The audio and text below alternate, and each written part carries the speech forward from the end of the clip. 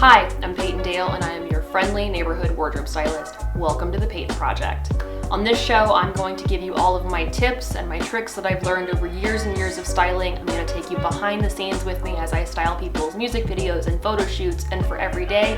And we're also going to be talking to a lot of my personal friends about what makes them tick when it comes to getting dressed in the morning.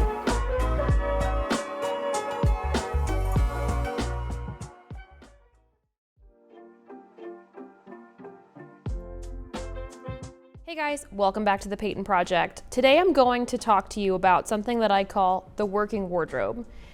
It's kind of like a capsule closet, but I think that a lot of people hear the term capsule closet and they go, it's 10 things, everything's made of hemp, it's all very boring. And in reality, I want you to think about your wardrobe like you would your refrigerator. A lot of people get so wrapped up in this idea that they have to have the most fashionable stuff on earth, they have to change out their closet every season, they have to buy something new for every single event that they have, and that's just not the case. When I started treating my closet like I treat my refrigerator, things shifted for me greatly. So I always say this to my virtual clients and to my in-person clients. Why do you have a closet full of things and none of it fits you? And they go, oh, I'm holding on to it in case I lose weight or gain weight or in case something happens. Holding on to clothes that do not fit you is like having a refrigerator full of food and half of it's rotten. Yeah, you have options, but you don't really. And when I start explaining outfits to people in terms of recipes, that's when things start to sink in with them. Last season, I talked about keeping a note section on your phone of things that you know would be really good to have in your closet. Treat that like a grocery list. So when you go out to the mall, you say, oh, I really need a new black t-shirt. I'm gonna make sure that I buy a new black t-shirt. It's kind of like going through your pantry and your fridge and go, okay, what do I want to make this week for lunch? What do I want to make for dinner? Okay, if I want to make chili, I have onions, I have beans, I don't have any of the other stuff that goes with it. I need tomatoes. So if you're looking at your wardrobe going, I'd really like to have a fun outfit built around this skirt. I've got the skirt, but I've got nothing else. You can then go out to the mall looking for things in mind to match your skirt. What we end up doing when we go shopping without a recipe or an idea of what we're looking for is we end up buying the same thing over and over and over again, or worse. If we don't like to go shopping at all, we look at an already overflowing wardrobe and go, I've got options, I'll be fine, no big deal. And then something rolls around. Someone says, hey, do you want to go to this concert? I have a backstage pass. Or do you want to go see this movie or try this new restaurant? Or you have to go to a surprise wedding or some other event. And you go, yeah, I've got stuff I can wear. And the day of the event rolls around, and you go through your closet and nothing fits, or you don't actually like anything. Then you end up going to the mall last minute, rushing and buying whatever fits and just kind of settling for it. And that's how you get a closet full of stuff that you don't actually like, that you never wear. So here's what I like to do. Go through every single thing in your closet and throw it on your bed. If you throw it on your bed, you're going to have to get it done before you go to bed that night. Or maybe you want to sleep next to a closet or, a closet full of clothes on your bed, no judgment. Go through every single thing. Ask yourself the following questions. Does this garment actually fit me? If the answer is no, it's rotten food. Throw it out, donate it, get rid of it, give it to somebody else that will appreciate it. 2, does this piece of clothing actually serve a purpose? I think we get so wrapped up in the does this spark joy thing that we end up throwing out a lot of things we actually need. I'll give you a hint. If I actually only kept things that sparked joy, I would never own a bra ever again. You gotta have them. Does it serve a purpose? 3, do I actually like this item of clothing? If the answer is, then the answer is no. If it's not a heck yes, it's a heck no. If you don't actually like this, why are you holding on to it? Because someone gave it to you? It's taking up valuable real estate in your closet. Get rid of it. And the last category is close but no cigar. So maybe there is a dress that you bought as an emergency before a wedding and you hate the way that it fits you, but you love the color. Use that as a guideline to when you do go shopping. Make a note section. Make it in the note section on your phone. Like, I like a green dress, but I hate the way this fit me. So when you go out and you see green dresses, you'll know, let me try those on. Let me grab a couple of those and bring them in the dressing room with me.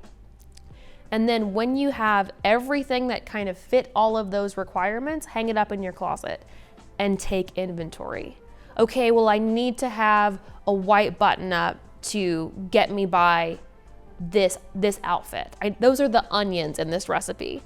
Or I need to make sure that I have a black t-shirt that's gonna go with all my fun pants and jackets, because I'm not able to actually use those in a recipe because I don't have what is going to tie it all together. If you stop getting in your head as clothes or something that go on my body and they have to be perfect all the time, it's just, you gotta eat, you gotta get dressed, treat them the same. That's why I like to create outfit recipes instead of thinking, oh no, I'm gonna have to buy something new every time that I have an event. We're not doing that. We have to get dressed every single day. We gotta eat every day. Let's maximize it. Let's make it the easiest, most effortless thing that we do that day, and let's make sure that our fridge and our closet is well stocked.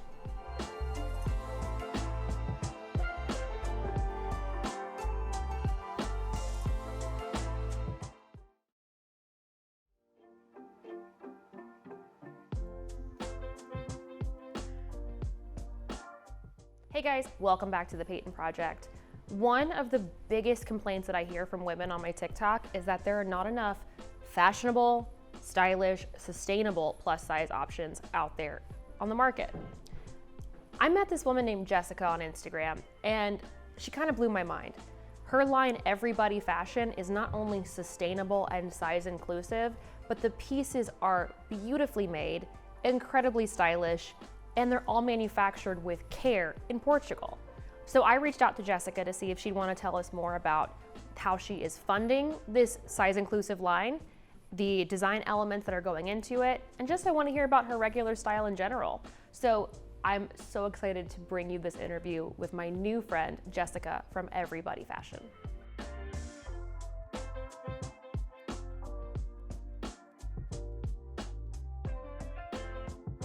Jessica, thank you so much for hanging out with us today. Thanks for having me. I'm really excited. So I came across you on TikTok. Yes. And I am very grateful that I did, because you and I both are extremely passionate about size inclusivity and sustainability and all that fun stuff. So tell me a little bit more about how your brand got started. Well, when I moved to Norway, I started gaining weight after my wedding, and I was diagnosed with endometriosis, which is a hereditary reproductive disorder that can slow down your metabolism, and weight gain is one of those symptoms of it. But I noticed that there really wasn't a lot of fashion here that is designed to give confidence and inspire plus size women, which was causing me to, have a lot of body dysmorphia, where I looked at myself and just saw this gross, disgusting, unattractive woman, and I started realizing that a huge portion of these feelings towards myself was the clothing. It was almost as if the fashion industry here was telling me and affirming that, yes, your body is gross and disgusting, cover it up, When the pandemic started, I think that a lot of people had a lot of time on their hands all of a sudden. And I ran across this bathing suit on an online shop here in Norway. And lo and behold, they magically had my size. It wasn't black, it was this cool pattern, and I got really excited, and then I clicked to order it, and it sold out in that size. And I just became furious, because this was like the umpteen millionth time that something like this had happened to me, right? And I storm out of the bedroom, and my husband's like, what is happening? Why are you in such a rage? Who hurt you? And I told him, and I said, why don't I just do this? I know the type of clothing that I want to wear. Why not me? Right. I am plus size. I know what this community would like. I know what we need, how the clothing needs to perform.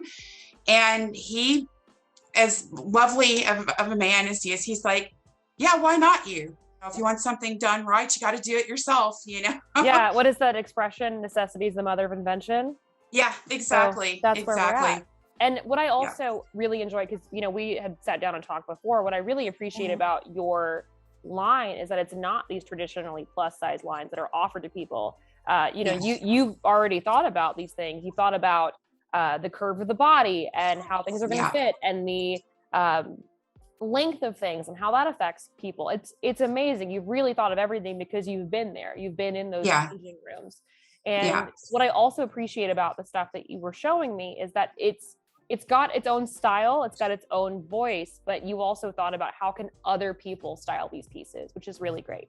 I've tried to make it really versatile and functional for as many people as possible, because there is such a great need here. And I think, you know, our motto with this brand is fashion is for everybody, you know, and it's just about not getting too set in your ways with designs and how things should be made, you know.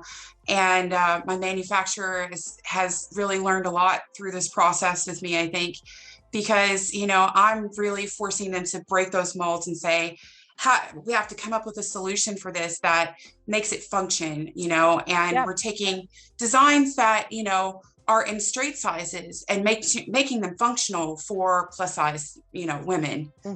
Amazing. And then you're also doing this in a way that is sustainable and ethical, which is shocking, because I usually tell my clients, you know, you get, whether it be virtual or in person, you can have sustainable or you can have ethical, and then everyone's version of ethical is different. It's like, do you care about the people making a fair wage? Do you care about the environmental factors and how they affect, you know, everything around us?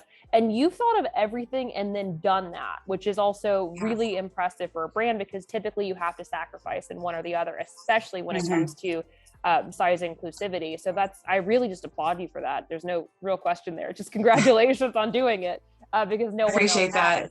So what got you into fashion? I started getting into fashion whenever I went into the theater world. I spent 15 years working backstage in the wardrobe arena for a nationally accredited theater in Mississippi, where I'm from. And so that really solidified that. I started getting into makeup and doing editorial photo shoots and things like that. So, you know, I really got kind of a behind the scenes look at, you know, how fashion works. But that's really what got me going in the direction of taking an interest in fashion, because it really is an arena where you can encompass your creativity and your art into your own personal style and share it with the world, you know, without having to feel like, you know, you're not shoving a painting or something in front of somebody's face.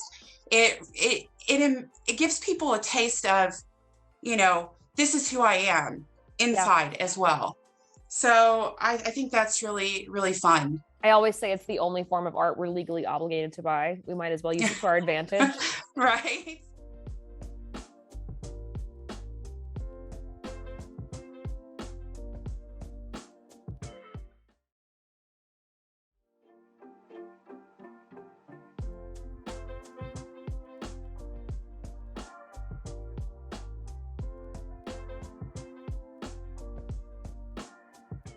Hey guys, welcome back to the Payton Project. I met this woman named Jessica on Instagram, and she kind of blew my mind. Her line, Everybody Fashion, is not only sustainable and size inclusive, but the pieces are beautifully made, incredibly stylish, and they're all manufactured with care in Portugal. So I'm so excited to bring you this interview with my new friend, Jessica from Everybody Fashion. If you could trade closets with anybody in the world and you could copy and paste and have everything in that closet fit you perfectly, and you could do it tomorrow, who would it be? Diane von Furstenberg is really, a big inspiration to me, and I would And love to rate her closet. and not afraid of color and print and all that fun And stuff too. print, yeah. Yeah. Especially, I love her boldness with print, and using really modern prints as well, Hmm. and also the way that she can take a very classic print, something that's very, um, seen, and blow it up and make it bigger, and suddenly it's like really modern and Yeah. chic too. Well, I know that you were talking about when we had our initial call, just to say hi Mhm. in general. You were talking about crowdfunding, and that's how you were going Yes. about funding this brand. Because one of the big things that a lot of designers don't talk about is how hard it is to get funding. Yes. Because when you're manufacturing and you're manufacturing ethically, it's expensive. So, Yes. walk me through a little bit about how you came up with the idea of crowdfunding and what that's been looking like for you so far. Crowdfunding, I spent about a year looking for an investor. We we really have a quite large market gap in the plus size market here.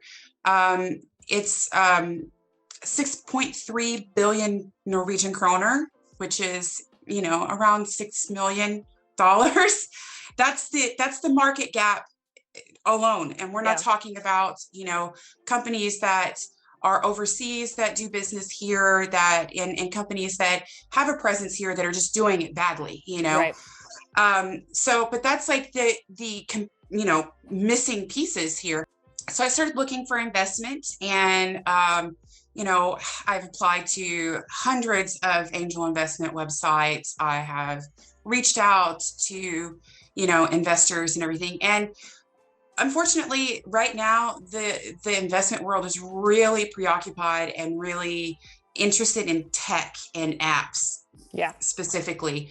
So, a woman ran business that is also plus size fashion Mm-hmm. wasn't really interesting to them, Yeah. sadly. So, my husband and I, despondent for a couple of months, decided, the world has always been against me, but guess what? I am not dead yet. And, Yep. I have, decided that I'm not going to let this defeat me. I'm going to give it the best shot that I've got. And, we came up with this idea to really put me and my personality and my story out there to the public, Mm-hmm. start, really running some rigorous social media programs. And in November, we finally launched our Kickstarter, which, Amazing. yeah, we have a goal of 2.5 million Norwegian kroner. So that's around 250,000 Mm-hmm. to fund the manufacturing of the spring and summer collection. And, as you said, doing ethical and sustainable, uh, fashion manufacturing, it can be expensive, Yeah. We've been trained. I want to reframe how we think about this. It's not that it's expensive, it's that we've been conditioned to get things cheap. Exactly. And, you really are lacking in quality and in design there, because, they're going to take one design that they've done, and done the pattern making with it, and try to just use it as many Over times and as over again. possible. Yeah. And same with fabrics. They'll buy Ugh, enormous amounts of certain fabrics, and they'll just use try to them make to it. death. Yeah, and regardless of whether or not that particular fabric performs well for that type of item, and that can all lead to some disastrous results, especially with plus size, because they always want to use this like spandexy kind of like swimsuity material. For And everything. yeah, it kind of shows everything. Mm-hmm. Oh, I know when not exactly what used you're talking smartly. about. So, So where can everyone find you? Where can we find the crowdfunding? How can we support you and follow your journey? Because I think that what you're doing is so important, and I think there's such a gap in the market for it, and I want everybody to be able to watch you. our crowdfunding you can find in our bio on Instagram, everybodyfashion.no, also on TikTok at everybodyfashion. Um, You can also go to everybodyfashion.no, and there is a link directly to the Kickstarter there as well. Perfect. And our reward packages are able to only be shipped to people that are within Norway, but we do want and intend to be an internationally available brand as quickly as possible. So you know that means that we would appreciate the support from everyone within the plus size community, or people that just want to support us and see us succeed. And if you want to support us, you can go and pledge with no reward as much as you want. That can be $5, that can be $20, that can be €50, that can be €5, whatever you feel comfortable with. We would love to have support from as many people as possible, so that we can launch internationally as quickly as possible too, because we have some really big things planned, like not just clothing, but we want to move into accessories, footwear, wide Yeah. leg, wide calf, knee-high boots and things like that, as well as jewelry eventually. All of it going to be made in Portugal under EU labor laws and environmental laws. So, Amazing. Well, and I really want to encourage you guys at home who are watching this who might not be in Norway.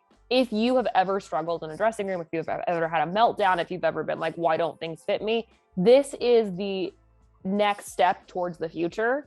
And I want you guys to be able to vote with your dollar or your euro or whatever it is about what yeah, you want as a consumer. So even if you can't get the reward package, I really encourage you, just donate your latte money for the day. And let's see plus size, ethical, sustainable fashion really thrive, because I looked at the tech packs for this, and the pieces are going to be ones that people will wear for the rest of their lives. They are the yeah, most perfect basics. They're statement pieces that everybody will love. The fabric choices are so smart. The color palette's beautiful. This is what's missing. And instead of being, mad and looking outside of these bigger brands, as yeah, consumers, we have the responsibility to tell people what we want. yeah. And this is it. And I'm so excited, and I'm so happy that I got to meet you on TikTok. And I'm just so grateful that you were able to talk to us today. I am too. It's been fun, and I always love, telling more people and spreading the word about our brand. And I really think that we can make a big difference in a lot of people's lives. And I'm so grateful for you to reach out to me as well, and to be here today. Closer for everybody. Let's make it Yeah, happen. yeah. Well, thank you so much for being here. I really appreciate it.